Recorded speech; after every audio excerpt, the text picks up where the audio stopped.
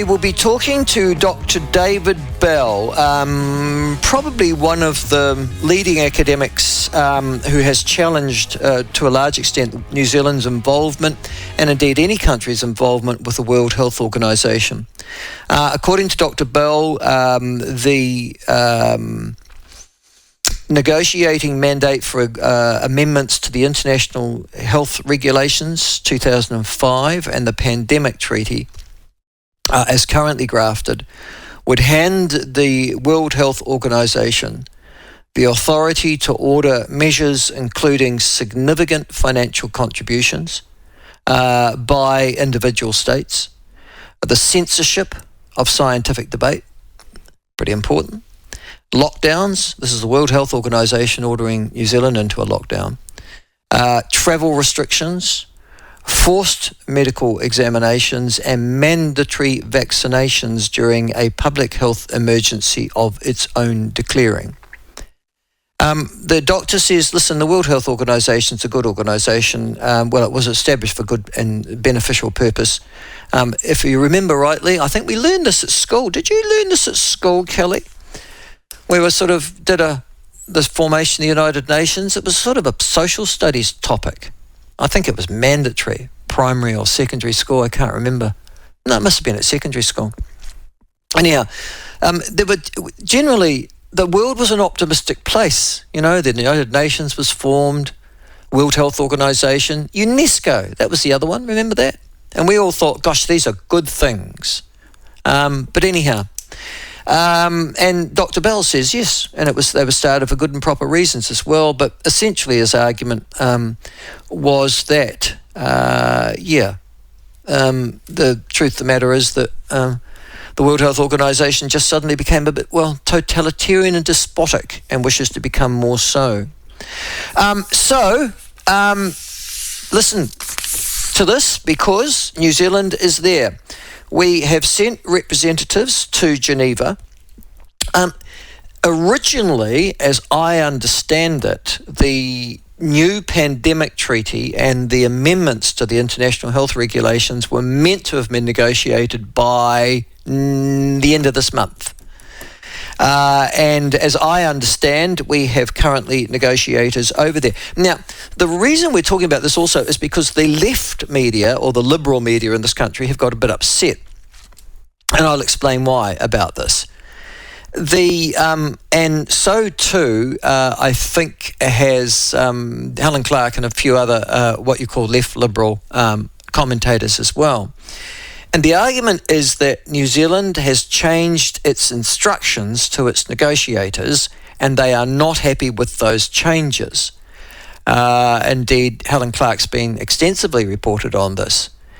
I have seen almost no positive coverage from New Zealand's mainstream media of the coalition agreements on this issue.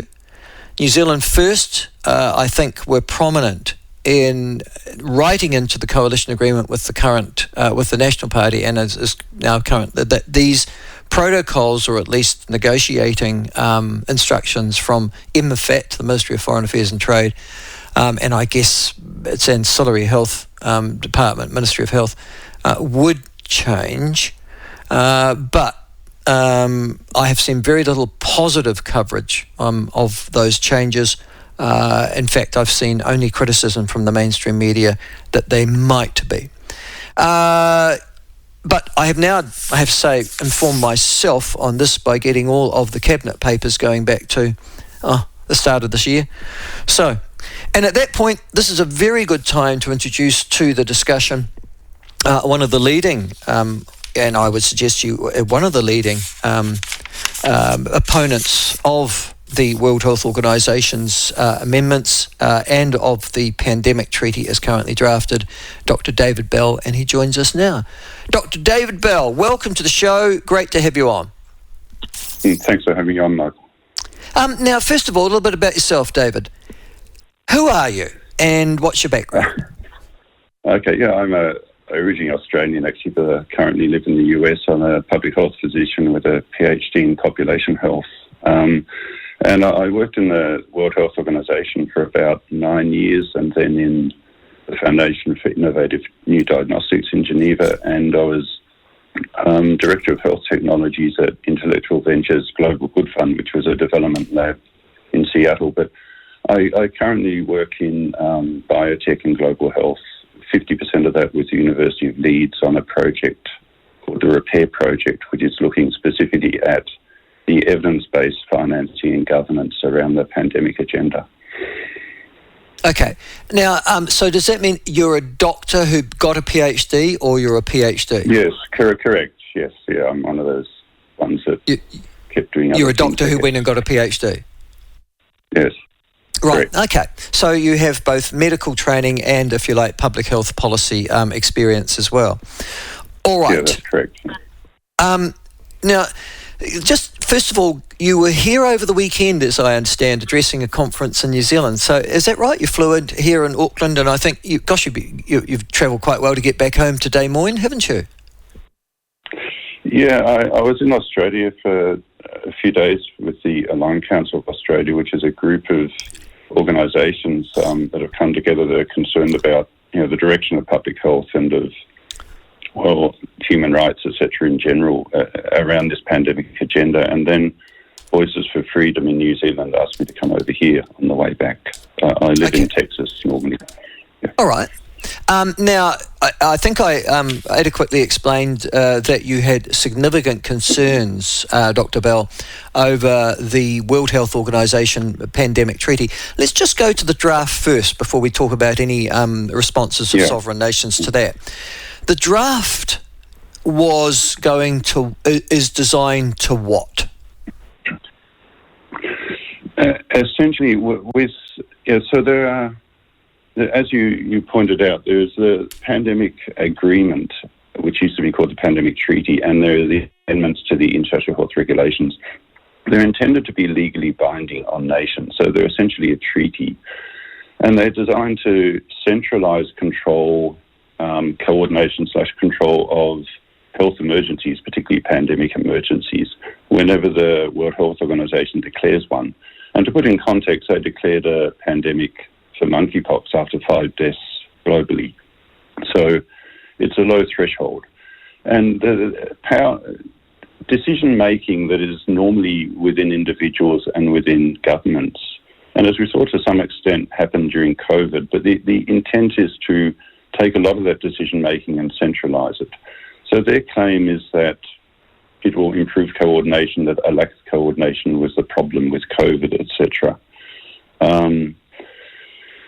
There are a number of problems with this. Apart from the model that centralised health is a bad idea, the whole thing is built on a gross misrepresentation of the risk of pandemics and outbreaks.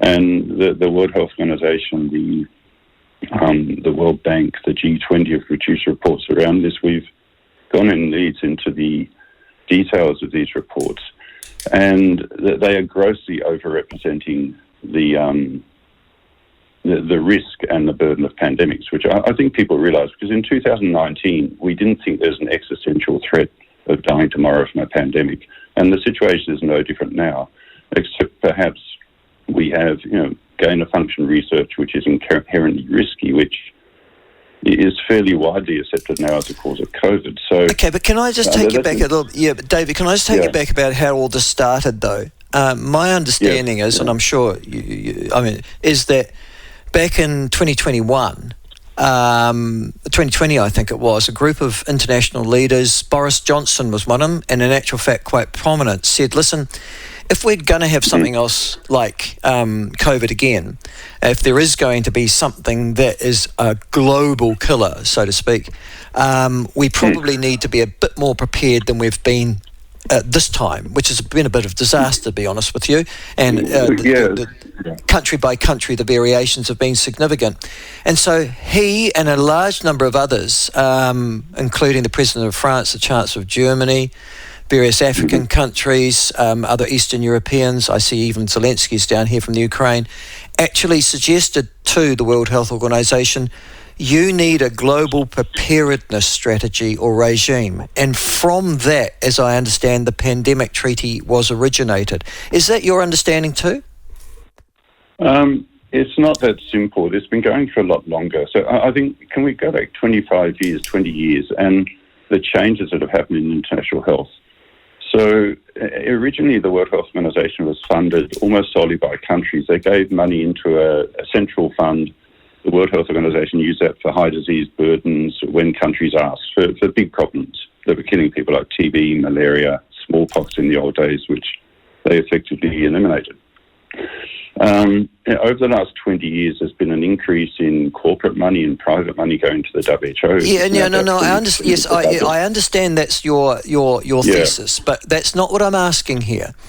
What we're specifically talking about is the World Pandemic Treaty, and it was created specifically, as I understand, as a view by many international leaders, David, that the international response had been poor, uncoordinated, lacked transparency, and that's correct, is it not?